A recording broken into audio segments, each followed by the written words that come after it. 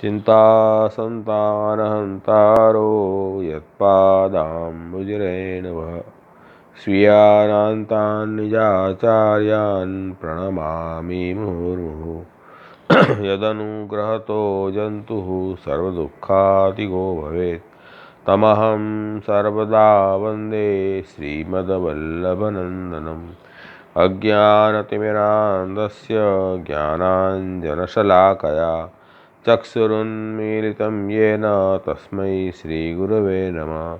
नमामि हृदये शेषे लीलाक्षीराब्धिशायिनं लक्ष्मीसहस्रलीलाभिसेव्यमानं कलानिधिं चतुर्भिश्च त्रिभिस्तथा षड्भिर्विराजते योऽसौ पञ्चधारदे मम। बर्हापीडं नटवर्वपुः कर्णयो कर्णिकारं बिभ्रद्वास कनकपीशं वैजयन्तीं च मालां रन्ध्रामेणोदरसुतया पूरयन् गोपवृन्दैः वृन्दारण्यं स्वपद्रमणं प्राविशद्गीतकीर्ति।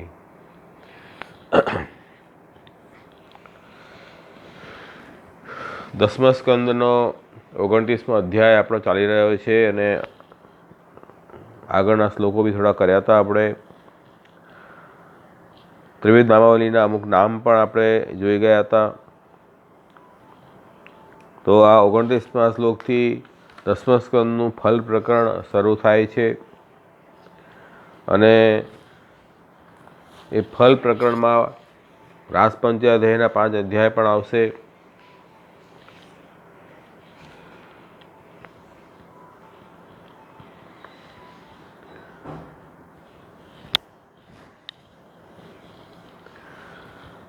પૂર્વ અધ્યાયમાં નંદરાયજી તેમજ સમસ્ત ગોપ સખાઓને એમના મનોરથ અનુસાર વ્યાપી વૈકુંઠના દર્શન પ્રભુએ કરાવ્યા અને પછી ત્યાંથી એમને ફરીથી ગોકુલમાં પ્રગટ કર્યા. કેમ કે હવે પ્રભુને એમને પૂર્ણાનંદ પોતાનું જે સ્વરૂપ છે એનો અનુભવ કરાવવો છે, સ્વરૂપાનંદ અનુભવ કરાવવો છે, ભજનના આનંદ અનુભવ કરાવવો છે. એટલે આ ફલ પ્રકરણમાં હવે પ્રભુ પોતાના સ્વરૂપના આનંદ અનુભવ બધા જ વ્રજભક્તોને કરાવશે.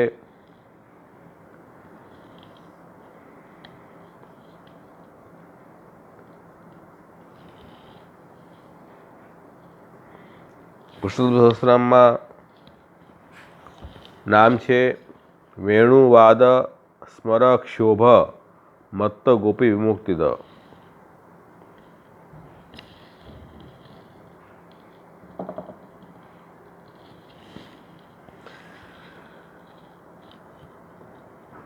વેણુવાદ વાદનથી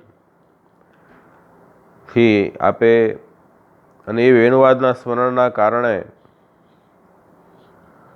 સ્મરક્ષોભ કામ ઉત્પન્ન થયો, એના કારણે ચિત્ત ક્ષોભિત થયું અને એ ચિત્ત ક્ષોભિત થવાથી જે મત્ત થયા છે કામમાં, પ્રભુની મેળવવાની ઈચ્છામાં, એવા જે ગોપિકાઓ છે એમને પ્રભુએ વિશેષ રૂપથી મુક્તિનું દાન કર્યું છે. એવું નામ પણ અહીંયા આવ્યું. તો ઠાકુરજીએ અહીંયા વેણુવાદન સૌથી પહેલાં કર્યું.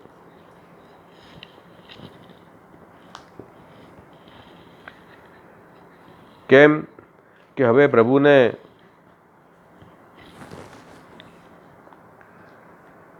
જે ફલ આપવાનો હતો, પ્રભુએ જે વરદાન આપ્યું હતું અગ્નિકુમારિકાઓને, એ સમય હવે આવી ગયો છે. એટલે હવે એ ફલ બી આપવું છે અને એ ફલ આપવા માટે ગોપિકાઓને આપે આહ્વાન કર્યું વેણુનાદ દ્વારા. અને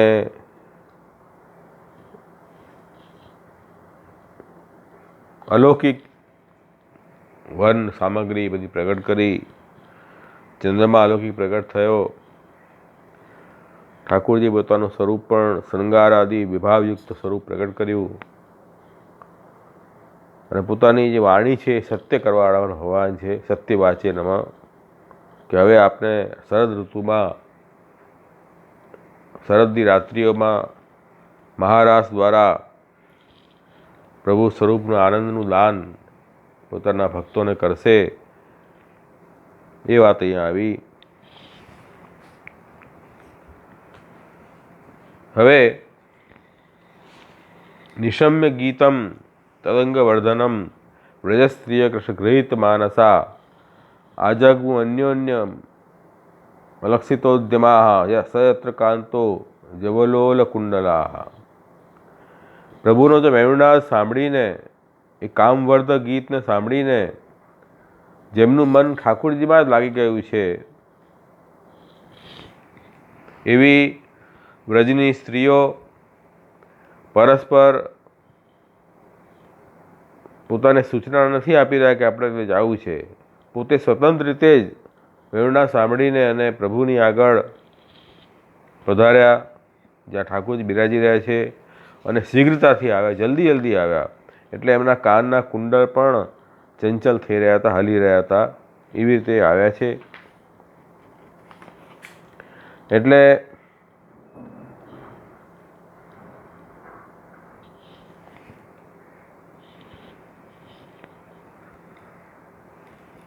બધાનો નિરોધ ઠાકોરજીને કરવો છે. એટલે પ્રભુએ અહીંયા અલૌકિક દેહમાં અલૌકિક દિવ્ય કામ ઉત્પન્ન થયું, અને ત્યાં બધા ગોપિકાઓ પધાર્યા છે. વ્રજાંગનાઓ તો પ્રથમથી ભગવતી હતી જ, અને એમનું મન તો ઠાકોરજીમાં લાગી જ ગયું હતું. એટલે તરત જ વેણુનાદને સાંભળીને જ્યાં ઠાકોરજી બિરાજી રહ્યા ત્યાં પધાર્યા છે.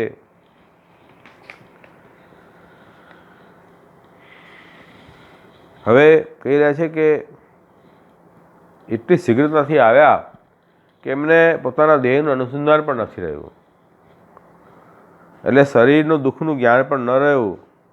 એટલે શીઘ્રતાથી ચાલવામાં એમના કાનના કુંડલ હલી રહ્યા હતા, જેનાથી કાનમાં પીડા થાય એનું પણ ભાન એમને ન રહ્યું, એમ અહીંયા કહી રહ્યા છે, આજ્ઞા કરી રહ્યા છે.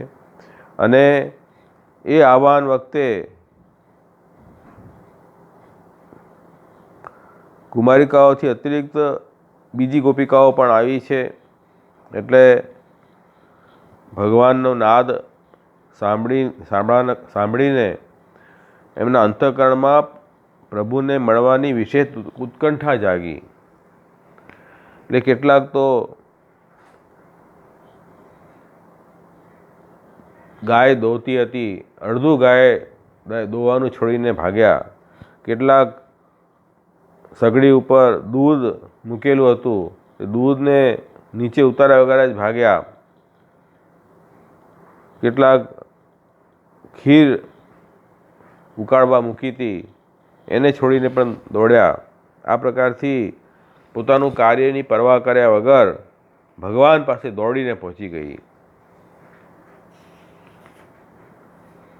કેટલાક પોતાના બાળકોને દૂધ પીવડાવતી હતી, કેટલાક પોતાના પરિવારને ભોજન પરોસતી હતી.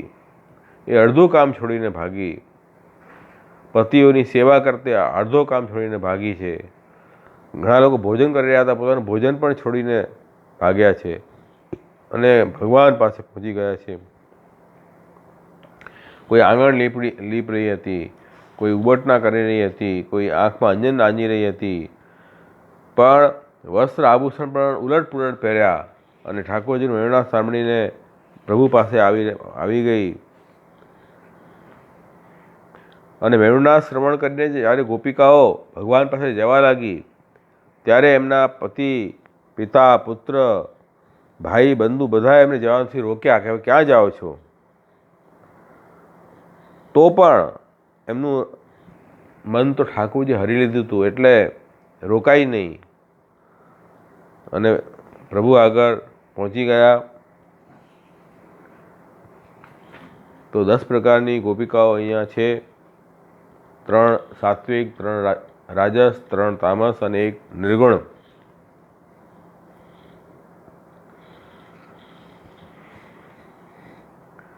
હવે આના સિવાય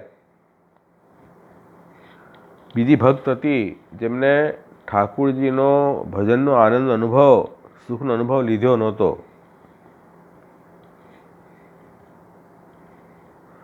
એમને પ્રતિબંધ આવી ગયો અને પ્રભુ પાસે ન જઈ શકી, અને પ્રભુ પાસે ન જઈને ઠાકોરજીનું સાયુજ્ય એમને પ્રાપ્ત થયું.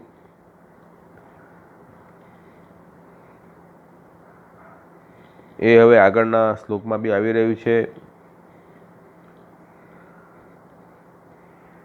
મોક્ષ ક્યારે થાય? જીવનું જ્યારે કર્મક્ષય થઈ જાય ત્યારે. અને કર્મક્ષય જ્ઞાનથી થાય, અથવા મર્યાદા ભક્તિ શાસ્ત્રોમાં બતાવી છે એનાથી થાય, અથવા ભગવત સાનિધ્ય ભગવત દર્શનથી પણ કર્મક્ષય થાય. તો અહીંયા એ થાય છે કે ભાઈ અહીંયા તો એમ નથી, એમને જ્ઞાન નથી, કોઈ એવી શાસ્ત્રીય ભક્તિ નથી, ભગવત સાનિધ્ય દર્શન, તો એમને મુક્તિ કેવી રીતે થઈ? સાયુજ્ય મુક્તિ અંતર્ગતા ગોપિકાઓને, કે એમને પ્રતિબંધ આવી ગયો.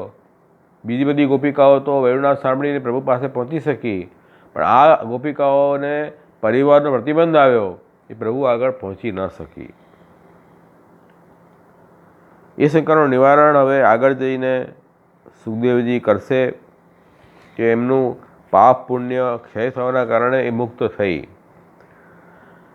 તો અહીંયા કહી રહ્યા છે કે ભાઈ કેટલીક ગોપિકાઓ ઘરની અંદર જ રોકાઈ ગઈ, પતિ વગેરે એમને રોકી દીધી કે તમે નહીં જઈ શકો. એટલે એમને અંતર્ગ્રહગતા કહેવાય છે. એ ગોપિકાઓને અંતર્ગ્રહગતા એટલે ઘરની અંદર જ જે રહી એ, જેમને ઘરથી બહાર નીકળવાનો માર્ગ ન મળ્યો, એટલે એમણે પોતાની આંખો બંધ કરી મનમાં ભગવાન કૃષ્ણનું ધ્યાન કર્યું, અને પ્રભુનો અત્યંત વિરહ તાપ એમને થયો, જેના કારણે એમના બધા પાપ કર્મ ધોવાઈ ગયા. અત્યંત વિરહ તાપ થવાના કારણે અંતઃકરણમાં જે બી વાસનાઓ હતી કર્મની, એ બધી ધોવાઈ ગઈ, અને એ ધ્યાનથી પ્રાપ્ત ભગવાનના સ્વરૂપને આલિંગન કર્યું. એનાથી એમને સુખનું પણ અનુભવ ખૂબ થયો. એટલે એમના પુણ્યકર્મ પણ ક્ષીણ થઈ ગયા. એટલે પાપ અને પુણ્ય બંને કર્મ ક્ષીણ થઈ ગયા. અને એ અંતઃકરતા ગોપિકાઓને અત્યંત દુઃખનું સહજ થયું વિરહમાં, અને પ્રભુનું આલિંગન કરીને અત્યંત સુખનો અનુભવ થયો. એ ભગવાનના દર્શન કર્યા, અને ભગવાનમાં જાર બુદ્ધિથી આલિંગન કર્યું.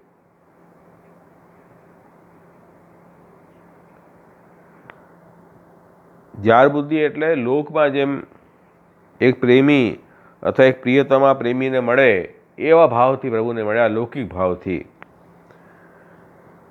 પણ અત્યંત વિરહ અને સુખથી પાપ અને પુણ્ય બંને ક્ષીણ થયા, કર્મ ક્ષય થઈ ગયું, બધા બંધન તૂટી ગયા, અને આ જે એમનો સગુણ દેહ હતો એ ત્યાં જ પડી ગયો.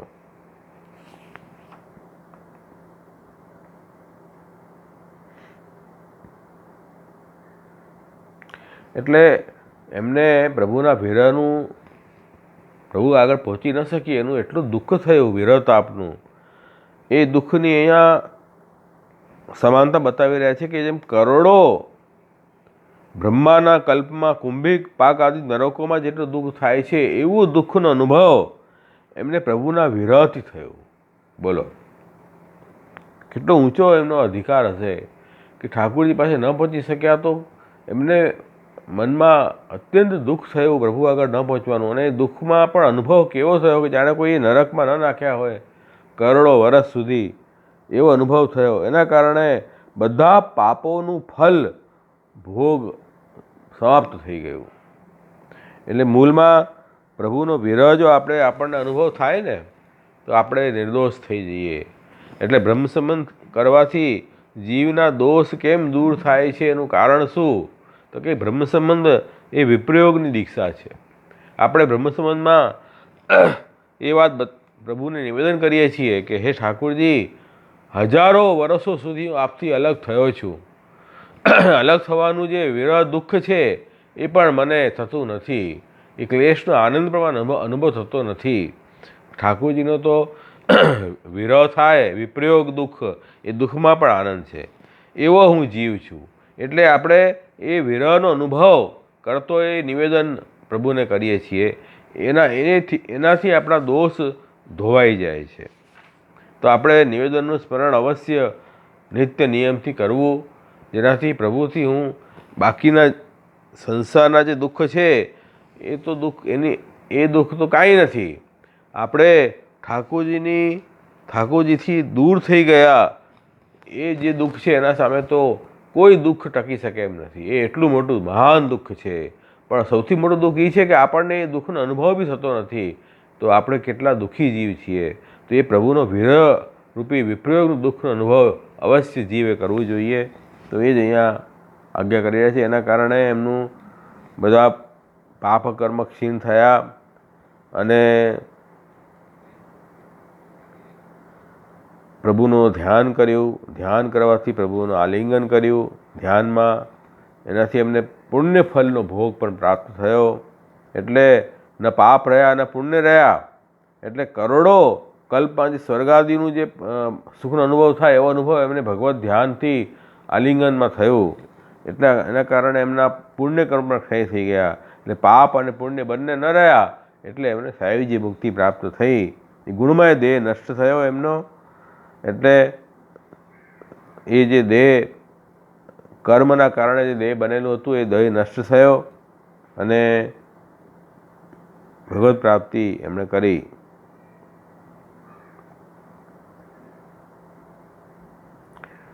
હવે પ્રેષિત રાજાએ પ્રશ્ન પૂછ્યો કે આ ગોપીઓ તો ભગવાન કૃષ્ણને પોતાનું જાર માનતી હતી, એટલે પ્રેમી માની રહ્યા હતા, લૌકિક પ્રેમીની જેમ.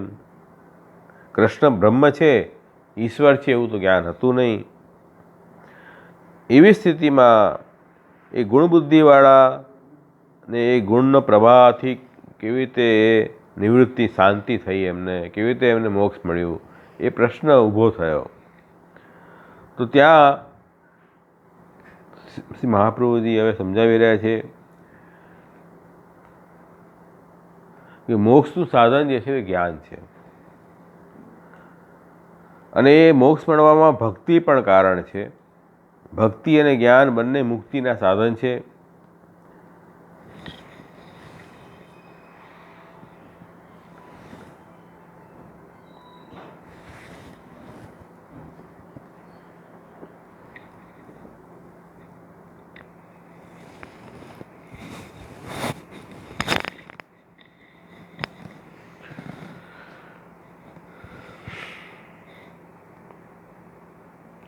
હવે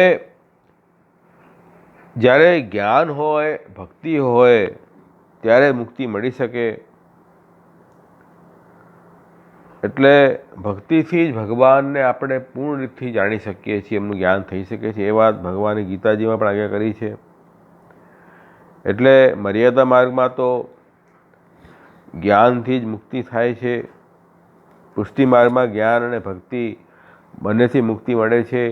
જ્ઞાન માર્ગમાં જે મુક્તિ મળે છે તે અક્ષર સાયુજ્ય છે અને પુષ્ટિ માર્ગમાં પુરુષોત્તમ સાયુજ્યની પ્રાપ્તિ છે. એટલો ફરક છે.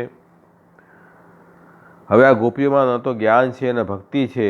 કેવળ જાર ભાવથી જે ભક્તિ હતી એ સગુણ ભક્તિ હતી અને મોહયુક્ત હોવાથી સગુણ છે. તો મુક્તિ કેમ થઈ એવો પ્રશ્ન ઊભો થયો. તો એનો ઉત્તર હવે સુખદેવજી નીચે આપશે કે આમની આ શંકા તમે કરી રહ્યા છો રાજા, પણ મેં તમને પહેલાં શિશુપાલનો પ્રસંગ કયો છે મેં 7મા સ્કંદમાં કે શિશુપાલ તો ભગવાનનો શત્રુ હતો અને એને પણ શત્રુભાવથી પણ ઠાકોરજીનો ધ્યાન કર્યું તો એમને ભગવત સાયુજ્યની પ્રાપ્તિ થઈ. અને આ તો ભગવાનથી પ્રેમ કરતા હતા ગોપીજન, તો કંઈ શત્રુતાનો ભાવ નહોતો, પ્રેમ કરી રહ્યા હતા અને એમને મુક્તિ પ્રાપ્ત થઈ એમાં શું આશ્ચર્ય છે. એટલે કહે છે કે અવ્યય, અપ્રમેય, નિર્ગુણ અને ગુણોના નિયંતા એ ભગવાનનું પ્રાગટ્ય મનુષ્યોના કલ્યાણ માટે જ હોય છે. કામ, ક્રોધ, ભય, સ્નેહ, ભક્તિ, ઐક્ય, સૌહૃદ આદિમાંથી કોઈ પણ પ્રકારથી ભગવાનમાં સંબંધ થાય જીવનો તો એને તન્મયતા પ્રાપ્ત થઈ જાય, આવી વાત છે. એટલે જેમ શાસ્ત્રમાં મુક્તિ માટે ભક્તિ અને જ્ઞાન બે સાધન કયા છે, ઉપાસના કાંડમાં ભક્તિનું પ્રતિપાદન થયું છે, જ્ઞાન કાંડમાં જ્ઞાનનું પ્રતિપાદન થયું છે. એમ આપણે ત્યાં વેદમાં કર્મકાંડ છે, જ્ઞાનકાંડ છે, ઉપાસના કાંડ છે, એમ 3 કાંડ બતાવ્યા છે. એમાં જ્ઞાનકાંડમાં જ્ઞાનનું પ્રતિપાદન છે, ઉપાસના કાંડમાં ભક્તિનું પ્રતિપાદન છે. હવે આ બે સાધન જેની પાસે ન હોય એવા નિસ્સાધન જીવોને પણ મોક્ષનું સાધન બતાવ્યું છે, એ છે ભગવાનનું સ્વરૂપ. ભગવાન પોતાના સ્વરૂપથી પણ મુક્તિ જીવને આપે છે. સચ્ચિદાનંદ સ્વરૂપ ભગવાન મુક્તિને આપવા માટે પોતે પ્રગટ થયા છે. એટલે એવા ભગવાન સાથે કોઈ પણ કામ, ક્રોધ વગેરે ભાવથી પણ જોડાય તો એને મુક્તિ પ્રાપ્ત થાય છે, એ નિશ્ચિત છે.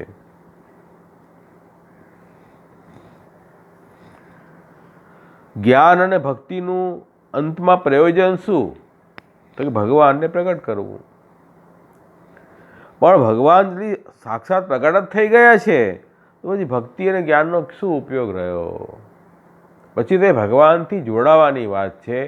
તો તન્મયતા પ્રાપ્ત કરો, એ ભગવાનથી જોડાવીને તો કોઈ પણ ભાવથી તમે પ્રભુથી જોડાશો, સંબંધ થશે તો મુક્તિ પ્રાપ્ત થશે. અહીંયા તો ભગવાન પોતાની સ્વઈચ્છાથી નિસ્સાધન જીવોની મુક્તિના દાન માટે પ્રગટ થયા છે.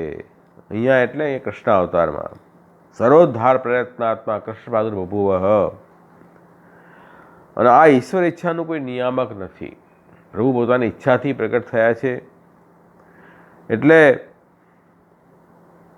ભગવાનનું પ્રાગટ્ય ભક્તિથી થઈ શકે, જ્ઞાનથી થઈ શકે, અથવા તો ભગવાન પોતાની સ્વતઃ ઈચ્છાથી પણ પ્રગટ થઈ શકે છે, કેમ કે ઈચ્છાનું કોઈ નિયામક નથી. ભગવાન પોતે સાક્ષાત પ્રગટ નથી સચ્ચિદાનંદ રૂપથી, ત્યારે એમનો આવિર્ભાવ કેવી રીતે થશે? જ્ઞાન અને ભક્તિના સાધનથી આવિર્ભાવ થશે. પણ ભગવાન જો પ્રાગટ્ય થઈ જાય પોતાની સ્વતઃ ઈચ્છાથી, તે વખતે એ પ્રભુથી સંબંધ જોડાવાની જ વાત છે. ત્યાં જ્ઞાન અને ભક્તિ ન પણ હોય તો પણ મુક્તિ મળી શકે છે. મહાપ્રભુ જે ઉદાહરણ આપ્યું, જેમ વર્ષાકાલ હોય એમાં સર્વત્ર આપણને જલ સરળતાથી પ્રાપ્ત થઈ જાય.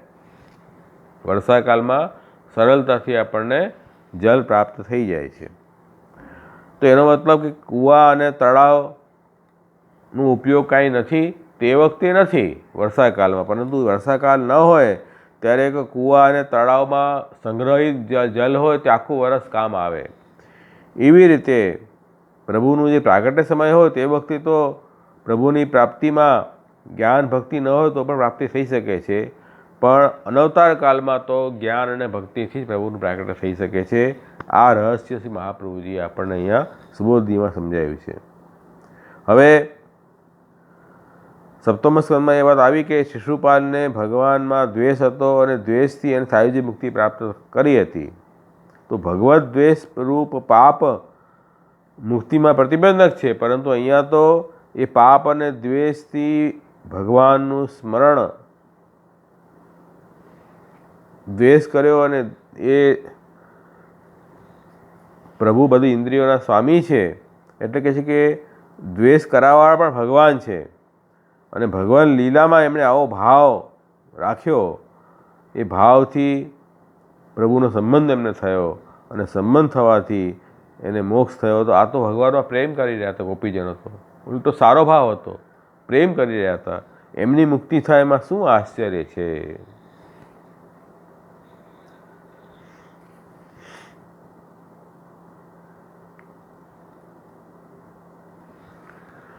એટલે ઠાકોરજી સ્વયં સાક્ષાત પ્રગટ થયા જીવોને મોક્ષ આપવા માટે, નિસ્સાધન જીવોને. બાકી તો ભૂમિનો ભાર હરવો, ધર્મની રક્ષા કરવી વગેરે કાર્ય તો પ્રભુના વ્યૂહ અવતાર બી કરી શકે છે. અહીંયા સાક્ષાત ઠાકોરજી પ્રગટ થયા છે એ નિસ્સાધન જીવોનો ઉદ્ધાર, દુષ્ટસાધન જીવોનો ઉદ્ધાર તો એ સાક્ષાત પ્રભુ જ કરી શકે છે. એ વાત અહીંયા સમજાવી છે. અને એ જ વાત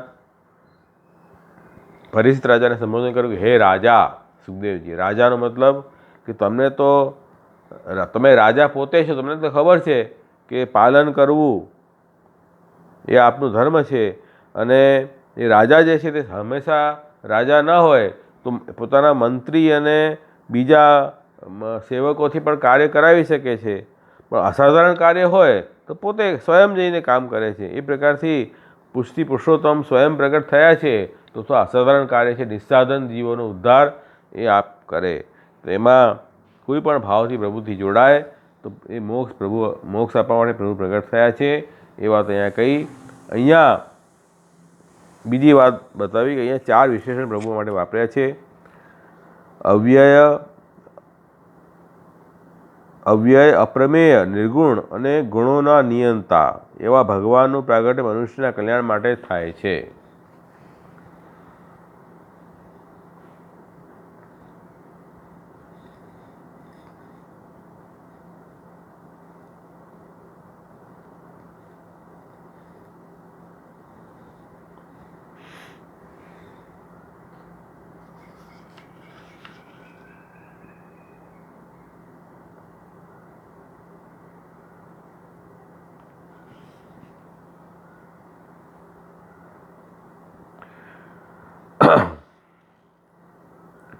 તો પ્રભુ જે છે તે અવ્યય સ્વરૂપ છે, અવિનાશી નિત્ય સ્વરૂપ છે, અપ્રમેય છે. પ્રભુનું જ્ઞાન બધાને થઈ શકતું નથી. નિર્ગુણ છે, અપ્રાકૃત સ્વરૂપ છે, અને એ ગુણોના નિયામક પણ ઠાકોરજી છે. એટલે કાલ, કર્મ, સ્વભાવના નિયામક પ્રભુ છે. એવું ઐશ્વર્ય ભગવાનનું છે. ભગવાનને કોઈ વસ્તુની અપેક્ષા નથી. એવા ભગવાન પણ અહીંયા ભૂમિ પર પ્રગટ થયા.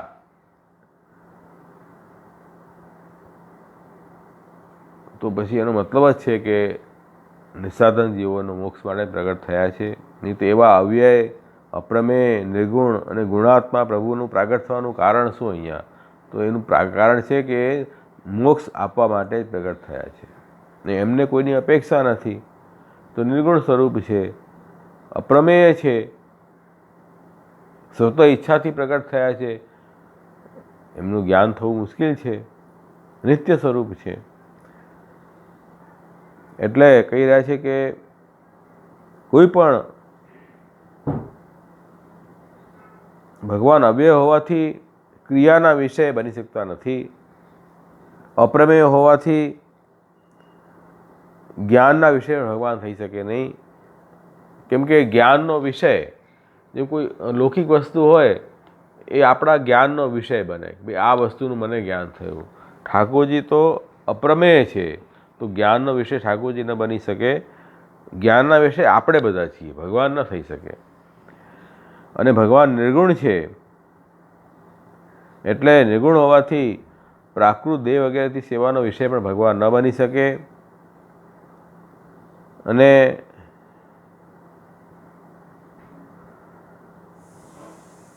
એમ ઇન્દ્રિયોનો ઉપયોગ ક્યારે? જ્યારે વિષય હોય તો ઇન્દ્રિયોનો ઉપયોગ છે. અહીંયા ઠાકોરજી તો કોઈ વસ્તુના વિષય બની શકતા નથી, નથી જ્ઞાનના, નથી ક્રિયાના. તો પ્રગટ શા માટે થયા? એ વસ્તુ આવી. તો એ કહે છે કે સર્વ ગુણોના નિયામક પણ આપ છો. એવા જો ભગવાન પ્રગટ થયા એનો મતલબ છે કે મુક્તિદાન માટે જ પ્રગટ થયા છે, બાકી પ્રગટ થવાનું પ્રયોજન છે જ નહીં. આ રીતે અહીંયા કહ્યું કે ભગવાન સાથે સંબંધ આવા સાક્ષાત પ્રગટ થઈ જાય ઠાકોરજીનું તો ભગવાન સાથે સંબંધ થવું જરૂરી છે. એમાં કામ, ક્રોધ, ભય, સ્નેહ, ઐક્ય અને સૌહૃદ 6 રીતે પણ કોઈ સંબંધ થાય પ્રભુથી તો એનો મોક્ષ મળે છે. શત્રુઓમાં ક્રોધનો ભાવ હોય છે, સ્ત્રીઓમાં કામનો ભાવ હોય છે, અને જેનો વધ પ્રભુ કરે એમાં ભયનો ભાવ હોય છે, સંબંધીઓમાં સ્નેહનો ભાવ હોય છે અને મિત્રોમાં સૌહૃદનો ભાવ હોય છે. એમ અલગ અલગ ભાવથી પ્રભુમાં જો લોકો જોડાય છે અને એવા નિસ્સાધન ભક્તોને પણ ભગવત પ્રાપ્તિ થાય છે. એ અહીંયા સમજાયું.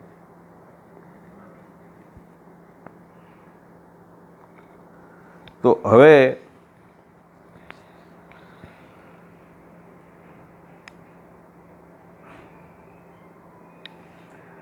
કારિકાવાસી મહાપ્રભુ જાય કરે છે, જીવે અંતઃકરણે ચેવ પ્રાણેશુ ઇન્દ્રિય દેહયો વિષયેશુ ગ્રહેર્થે ચ પુત્રાદિશુ હરિયત.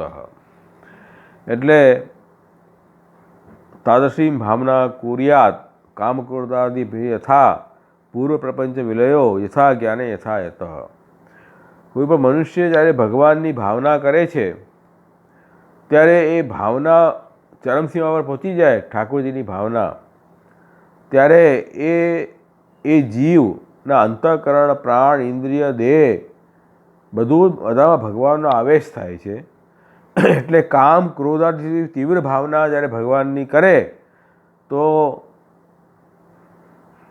એવો એના જ્ઞાનથી એનો પ્રપંચ જગતનો લય થાય છે. એવી રીતે ભક્તનો જે પ્રપંચનો પણ નષ્ટ થાય છે, એટલે એને મુક્તિ પ્રાપ્ત થાય છે.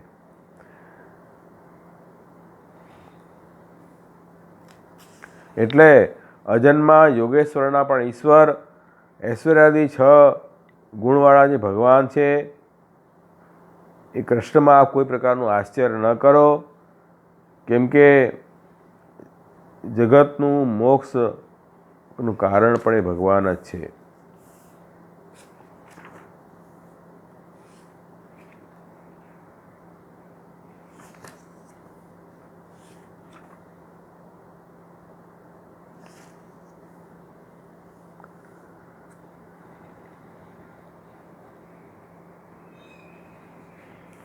એટલે ઠાકોરજી પ્રગટ થઈ ગયા તો ઠાકોરજીની અંદર જ્ઞાન ગુણ પણ રહેલો છે. તો પ્રભુથી સંબંધ થવાથી પ્રભુના સ્વરૂપનું જ્ઞાન એને થઈ જાય, મુક્તિ મળી જાય, એમાં આશ્ચર્ય શું કરવાનું છે. એટલે હવે આ વાત સમજાવવા માટે એના 2 નામ આપણે લઈ લઈએ. એક તો પુરુષોત્તમ સહસ્ત્રનામનું નામ અને એક ત્રિવેદ નામાવલીનું. આ વાત બતાવવા માટે કે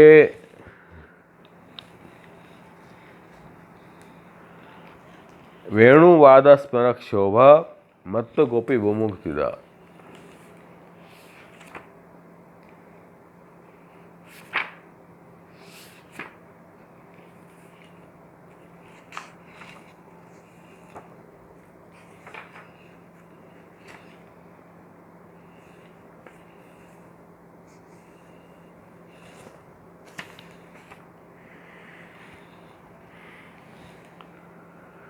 વેણુવાદ એ મુરલીનો નાદનું શ્રવણ દ્વારા, વેણુવાદના શ્રવણ દ્વારા સ્મરક શોભ, કામ, સ્મર એટલે કામ, પ્રભુને મળવાની ઈચ્છા, એ કામ, એ સ્મર કહેવાય.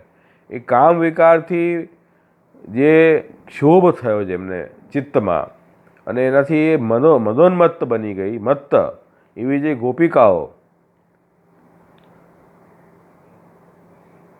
એ ગોપિકાઓ હતી એ ભગવાનના સમીપ જવા તૈયાર થઈ, પરંતુ ઘરમાં પ્રતિબંધ આવ્યું, એમને ઘરથી બહાર જવા ન મળ્યું. એવા ગોપિકાઓ પ્રભુમાં તન્મય થઈ ગયા અને આપણે જેમ વાત કરી તેમ પ્રભુના દુઃખનો અનુભવ કર્યો, સુખનો અનુભવ કર્યો, પાપ અને પુણ્ય ક્ષય થયા અને એનાથી એવી ગોપિકાઓને વિમુક્તિ દહ, વિશેષ રીતે મુક્તિ એટલે સંસારમાંથી એમનું મોક્ષ કર્યો ઠાકુરજીએ. એવો મોક્ષનું દાન કરનાર પ્રભુ છે. વેણુવાદ સ્મરક શોભ મત્ત ગોપી વિમુક્તિદહ. વેણુવાદના શ્રવણથી જે કામનો વિકારના કારણે જે મત્ત થયેલી જે ગોપીઓ છે એમને વિશેષ રીતે મુક્તિનું દાન કરનાર ભગવાન શ્રી કૃષ્ણ. હવે મુક્તિનું દાન એમને પ્રાપ્ત થયું એનું વિવેચન મેં આપણે જોઈ ગયા.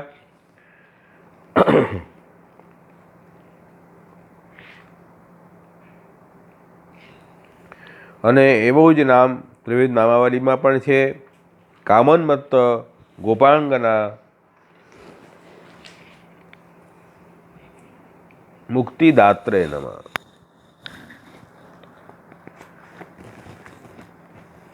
કામોન્મત્ત એટલે કામથી ઉન્મત્ત જે ગોપાંગનાઓ છે એમને મુક્તિનું દાન કરનારા ભગવાન શ્રી કૃષ્ણ.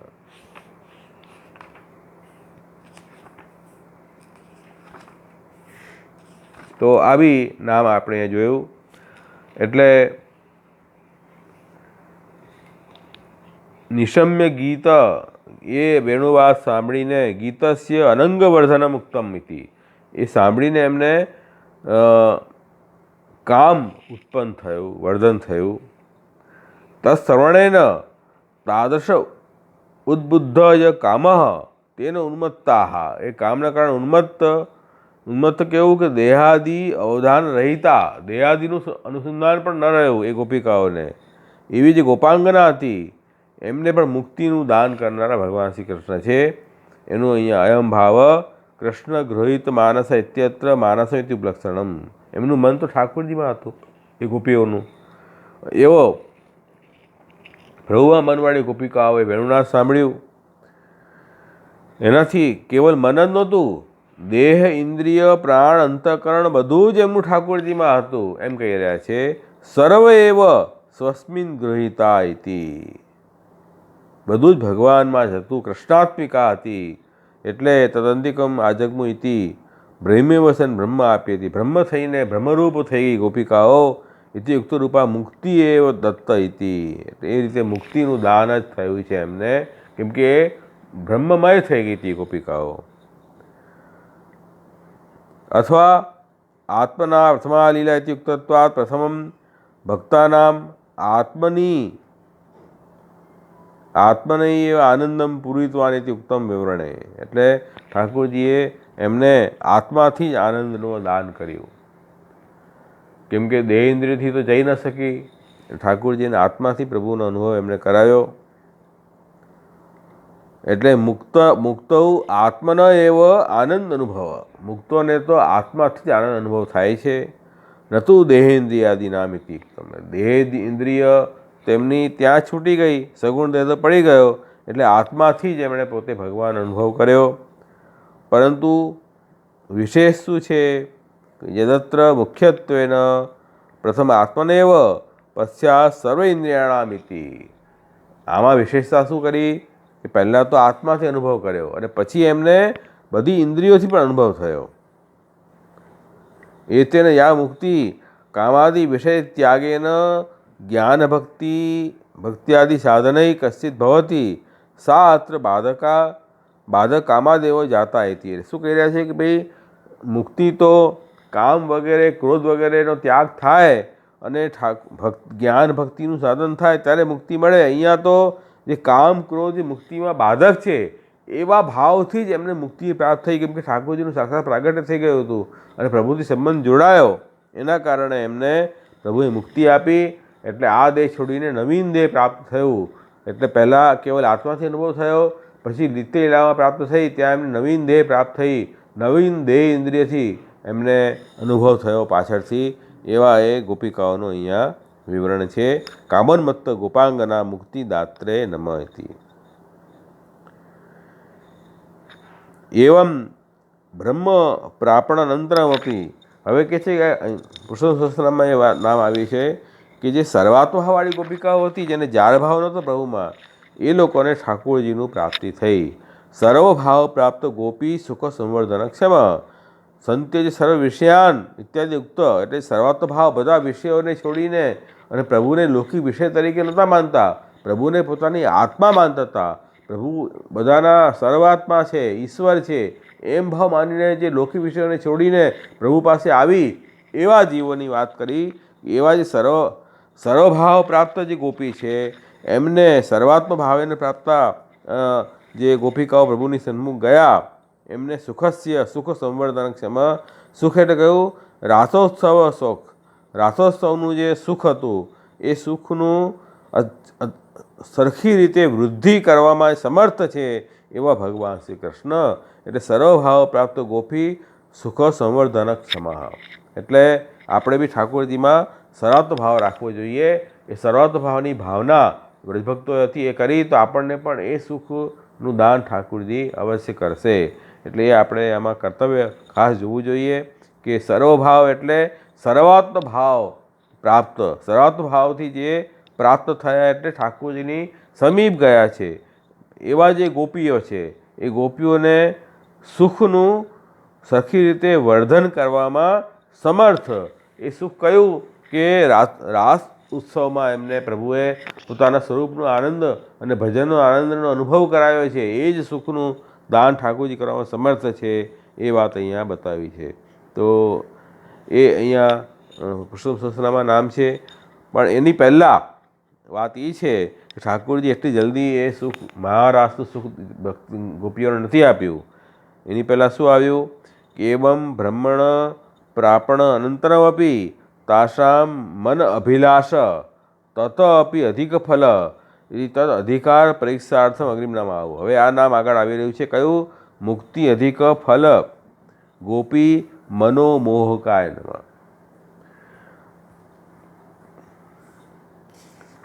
કે ભાઈ બ્રહ્મને પ્રાપ્ત કર્યા પછી પણ મનની જે અભિલાષા છે કે નહીં ઠાકોરજીનો સ્વરૂપાનંદની પ્રાપ્તિ એમને થાય, કેવલ મુક્તિથી સંતોષ નથી, તો એમને એવો યોગ્યતા છે કે નહીં એ અધિકારની પરીક્ષા કરીને મોહ કરાવનારા ઠાકોરજી છે. એટલે આ જે ગોપિકાઓ પ્રભુ સમય પહોંચી શકી એમને હવે ઠાકોરજીએ મોહિત કરતા એવા વાક્યો કહીને એમને કહ્યું કે હવે તમે તમારા ઘરે જાઓ. મુક્તિ અધિક ફલ ગોપી મન મોહકાય નમઃ. મુક્તિથી પણ અધિક ફલના સંબંધમાં ગોપીજનોના મનનો મોહ કરવાવાળા ભગવાનને નમસ્કાર. એટલે ઠાકોરજી જે છે તે જ્યારે ગોપિકાઓ ત્યાં આવ્યા બ્રજમાં પ્રભુની સન્મુખ, ત્યારે ઠાકોરજીએ એમને અમુક વચનો કર્યા. ભાઈ તમે આવ્યા તો ખરા તમારો પરિવાર છોડીને, પણ હવે અહીંયા વધારે રહેવાની જરૂર નથી. 10 શ્લોકથી પ્રભુએ આ વાત કરી. સ્વાગતમ વો મહાભાગ પ્રિયમ કિમ કરવાણી વહ વ્રજસ્ય અનામયમ કશ્ચિત ભૃતાગમન કારણમ.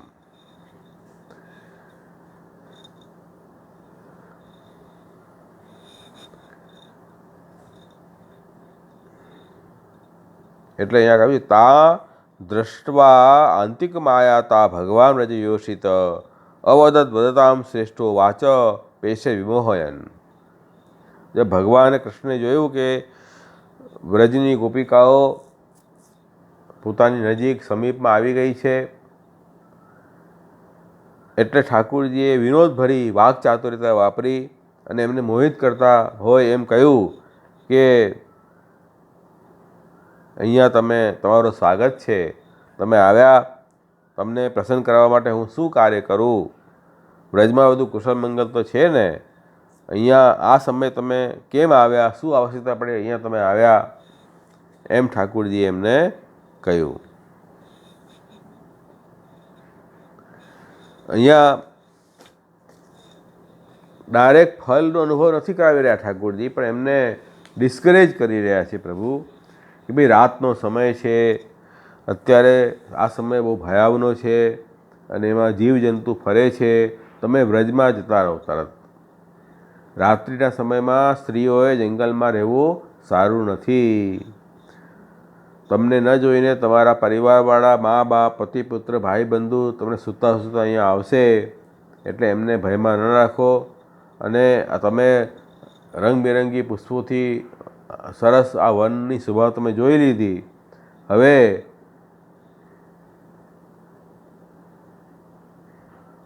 આ યમુનાજીનું જલનું સ્પર્શથી આ જે શીતલ પવન વાઈ રહ્યો છે અને વૃક્ષોની શોભા વધારી રહી છે, એ પણ તમે જોઈ લીધું.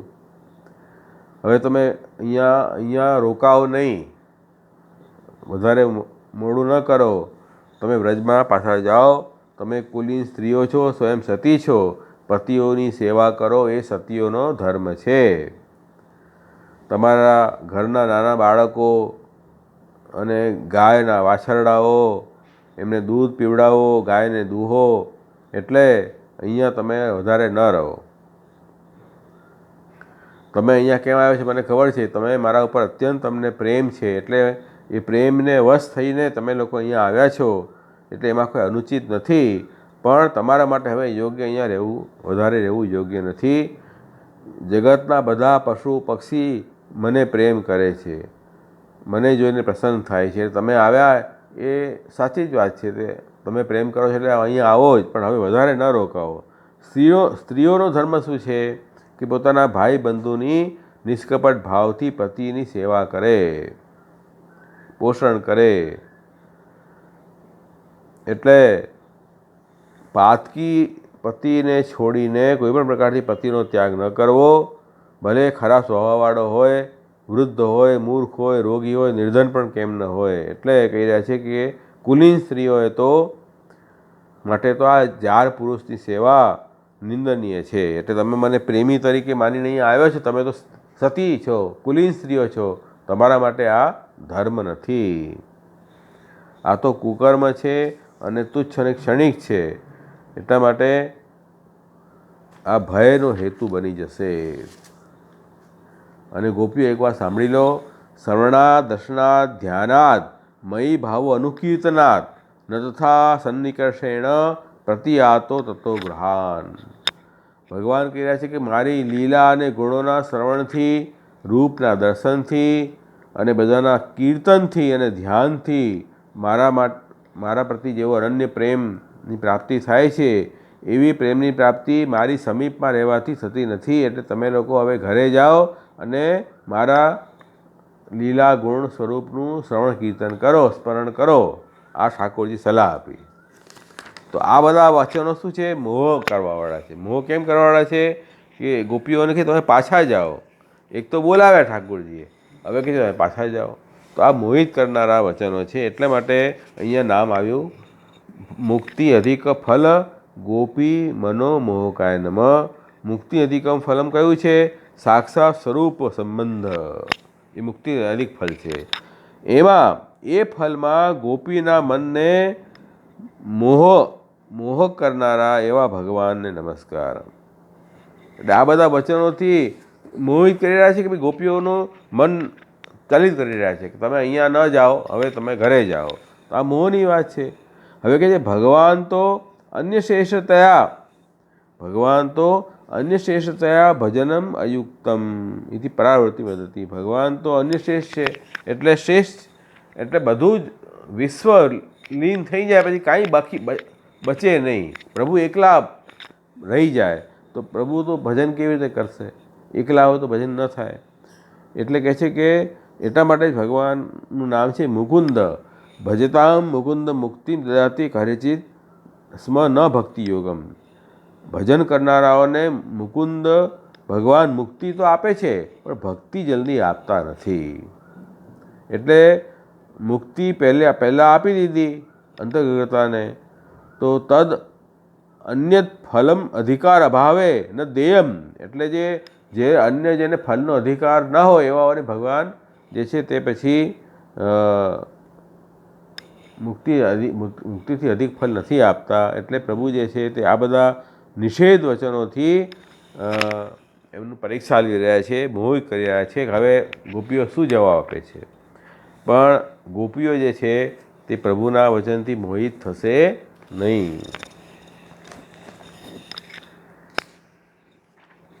અહીંયા કહ્યું છે કે ઠાકોરજીએ જ્યારે આ બધી વાત કરી 10 લોકોથી પ્રભુએ એમને ડિસ્કરેજ કર્યા કે તમે જે છે તમારા ઘરે જાઓ.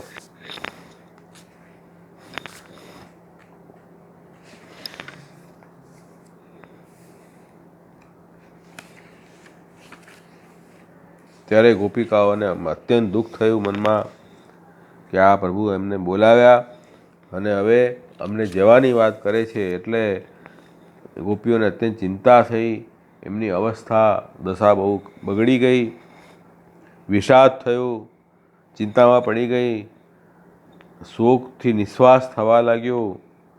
એમનો મુખ સુકાવા લાગ્યું અને આંખોમાંથી અશ્રુપાત થવા લાગ્યો આ બધી વાત સાંભળીને કે ઠાકોરજી અમને પાછા જવાની વાત કેમ કરી રહ્યા છે? ભાઈ, જેના માટે અમે બધું ઈચ્છાઓને છોડીને અને અહીંયા આવ્યા છીએ, એવા ભગવાન આવી વાત કરશે તો અમારા માટે યોગ્ય નથી. એટલે હવે પ્રભુને પ્રાર્થના કરવા લાગ્યા. અને અહીંયા એક વાત બહુ સ્પષ્ટ છે, ગોપીજનોને અત્યંત પ્રેમ છે ઠાકોરજી માટે, ઠાકોરજીનો હાર્દ સમજે છે, પ્રભુના હૃદયમાં શું વાત છે સમજે છે. એટલે ગોપીજોને સમજી લીધું કે ભગવાન જે બી કંઈ કહી રહ્યા છે તે પોતાના સ્વરૂપથી નથી કહી રહ્યા, કેવલ વાણીથી કહી રહ્યા છે. મનનો અભિપ્રાય એવો નથી ભગવાનનો, કેવલ વાણીથી અમારી પરીક્ષા કરવા માટે આવા વચનો અમને કહી રહ્યા છે. એટલા માટે વાણીથી જે કહ્યું હોય એનો નિષેધ કરવો જોઈએ. એટલે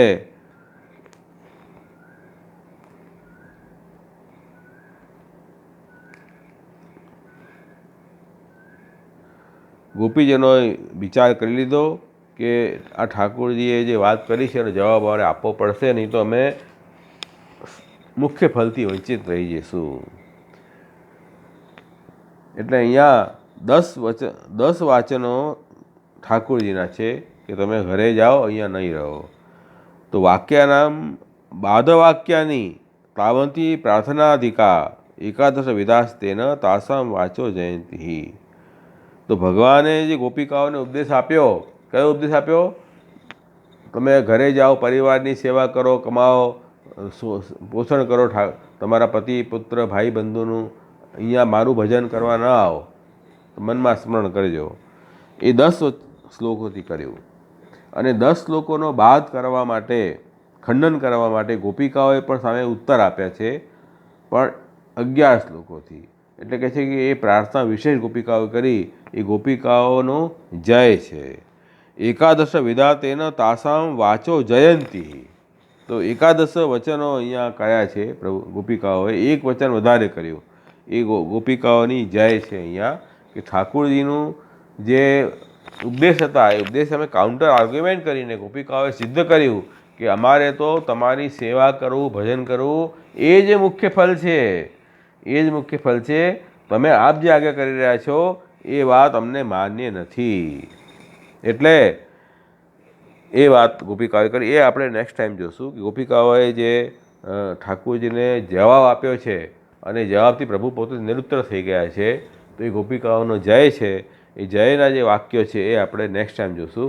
તો એમાં સુબોધનજી પણ સુંદર છે, એનું પણ થોડુંક આપણે આધાર લઈશું, તો એ આપણે જોઈશું. તો અહીંયા સુધી આપણે આજે નો વિરામ રાખીએ. કંઈ પ્રશ્ન હોય આજના વિષયમાં તો અવશ્ય પૂછો. આપણો વિષય આ રીતે ચાલશે. તો એને પ્રણય ગીત પણ કહેવાય છે. આજે ગોપિકાઓએ જે ઉત્તર આપ્યો ઠાકોરજીને એમના ઉપદેશનો, એને પ્રણય ગીત પણ કહેવાય છે. 11 શ્લોકોમાં ઉપદેશ આપ્યો છે. તો એ આપણે આગલા સત્રમાં જોઈશું. તો આજના વિષયમાં કંઈ પ્રશ્ન હોય તો અવશ્ય પૂછો, નહીં તો આપણે અહીંયા જ આપણું સત્રનો વિરામ લઈએ.